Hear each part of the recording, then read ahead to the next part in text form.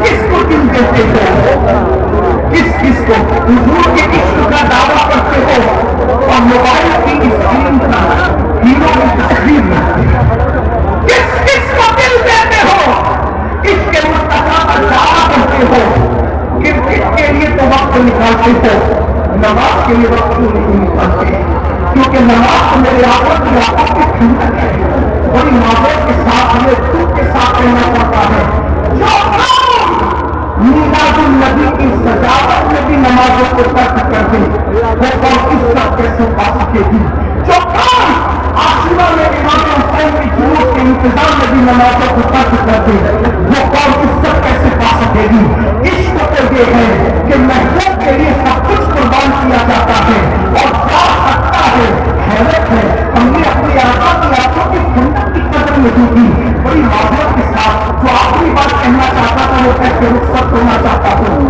دین کی محبت اسی وقت کام آئے گی جب وہ محبت رسول اللہ تک لے جائے۔ اگر وہ محبت کہیں کو کرے ٹرین وہی کامیاب ہے جو منزل تک لے جائے۔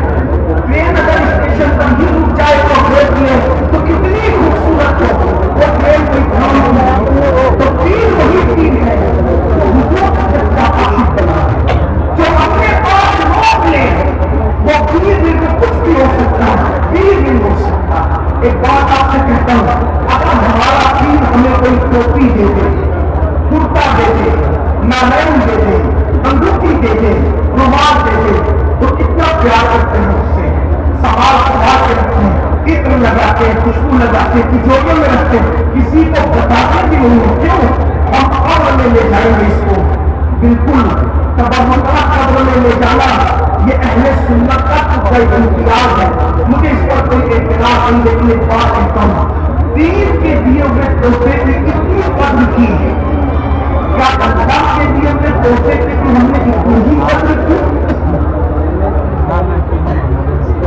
اللہ نے جو تحفہ دیا تھا اس کے حضرت سے تحفہ نواز دینے والا اللہ اور ہم مصطفیٰ جانے رہنے کی۔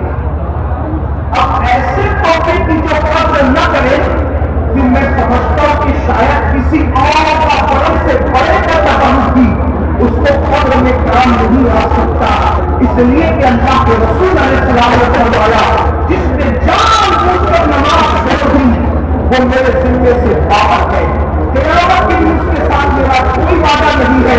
کبھی اپنے سمرقندی اور اپنے بیون کے اندر یہ حدیث لکھتے ہیں، اللہ کے رسول علیہ السلام سیدنا ابو ہریرہ سے کہتے تھے اے ابو ہریرہ بے نمازی کے ساتھ نہ بیٹھا کر، اس لیے کہ بے نمازی پر مسلسل اللہ کی لعنت برستی ہے، اس لیے بے نمازی کے ساتھ نہ بیٹھا کر۔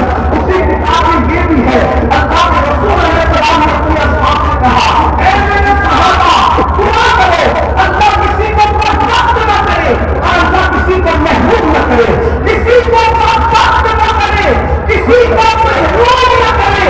آقا علیہ السلام نے جب کہا تو صحابہ کرام نے خود ہی کہا تم مجھ سے نہیں پوچھتے، تم مجھ سے سوال نہیں کرتے کہ بدبخت کون ہے اور محروم کون ہے؟ تو صحابہ کرام نے عرض کیا یا رسول اللہ بدبخت اور محروم کون ہے؟ تو میرے آقا فرماتے ہیں جو جان بوجھ کر نماز چھوڑ دیتا ہے وہ بدبخت بھی ہے وہ محروم بھی ہے۔ اے اس سے برکاتی قاسمی بھی آنے والوں جس کو کوئی نہیں دیکھا اس کو مصطفیٰ جان رحمت عطا کرتے ہیں اور جس کو حضور بدبخت اور محروم کرتے بتاؤ سے کون دے؟ اس لیے اللہ کے بندوں اس کے رسول کا تقاضا یہ ہے اور سے آخری بات آتی جائے والے آج ہم عہد کر کے جائیں کہ رسمی اور اسمی عاشق نہیں بنے گے بلکہ عمل کے میدان کے عاشق بنے گے۔ یہ مہاراجا کو ایسی جگہ ہے جہاں صرف نماز ہی نہیں ہوتی بلکہ جماعت کے ساتھ نماز ہوتی ہے۔ ایک بزرگ اسی مہاراجا کے ایک دوسرے بزرگ ملنے آئے، میں نام نہیں لیتا، ہمارے بزرگ نیچے اتر رہے تھے، دوسرے بزرگ سیڑھی چڑھ رہے تھے، تو پوچھا ہمارے آ رہے ہیں تو بزرگ نے کہا نماز کے لیے، اور میں نماز تو ہوگی، نماز تو جو جگہوں کے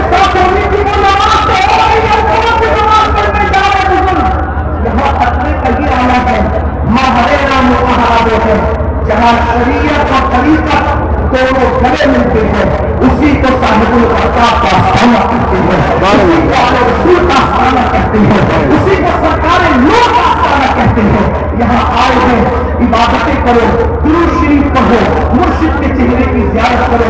ہمارے مقبول سید کا معقول مشرف جاتی سلطانی کو یہاں تک فرماتے ہیں آپ عبادت کی قضا ہے لیکن بزرگوں کے چہرے کی وہ عبادت ہے، یہ اگر ایک بار قضا ہو جائے تو دوبارہ وہ قضا نہیں ہو سکتی۔ اللہ اکبر۔